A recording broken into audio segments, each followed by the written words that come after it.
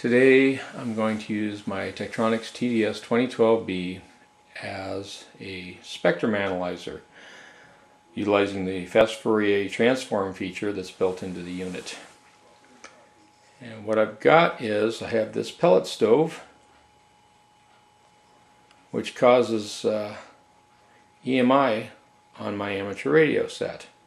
To confirm this was with the use of a short dipole antenna. It's about a 10-foot dipole antenna, 5 feet on the leg, mounted approximately 3 feet from the stove with the input fed to the oscilloscope. But what we're really interested in is when I go to the fast Fourier transform menu,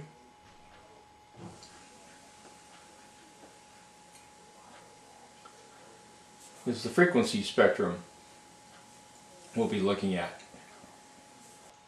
So what I'm going to do, once I've gone in the fast Fourier transform mode, channel 1 is the source, I'm going to run my horizontal control over to put 12.5 megahertz as my center frequency in the screen, and there it is. 12.5 megahertz right in here.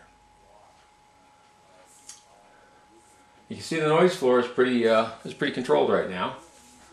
The stove is currently off, so this bunch of noise down here at the bottom could be harmonics from the AM broadcast station, could be any number of things here in the house.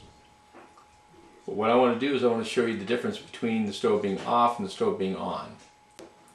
So I'm going to look at the noise floor as it changes when I turn the stove on and off.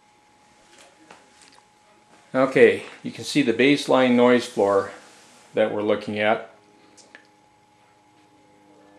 And so I'm going to go start the stove now and see how it changes. Okay, I've turned the stove on. If I'm not mistaken, I believe I saw a rise in the noise floor down around 5 megahertz range. Now the igniter will have to heat up for a few moments before the stepper motor that drives the auger.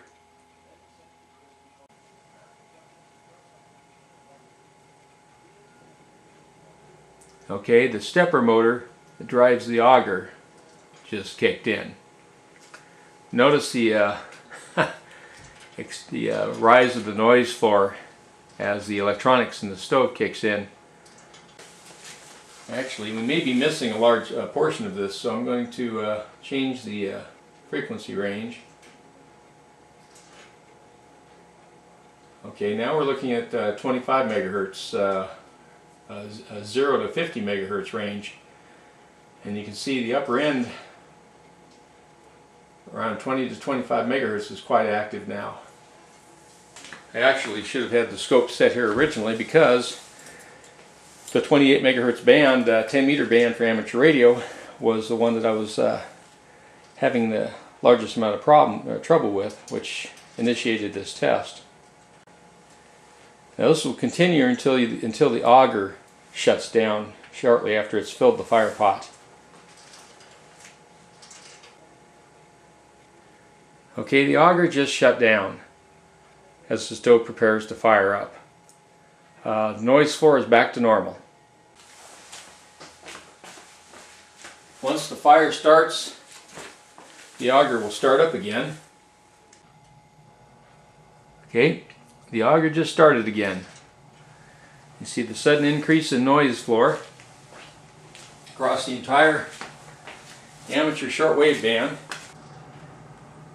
And you notice in this portion here there was virtually nothing at all originally until the auger started.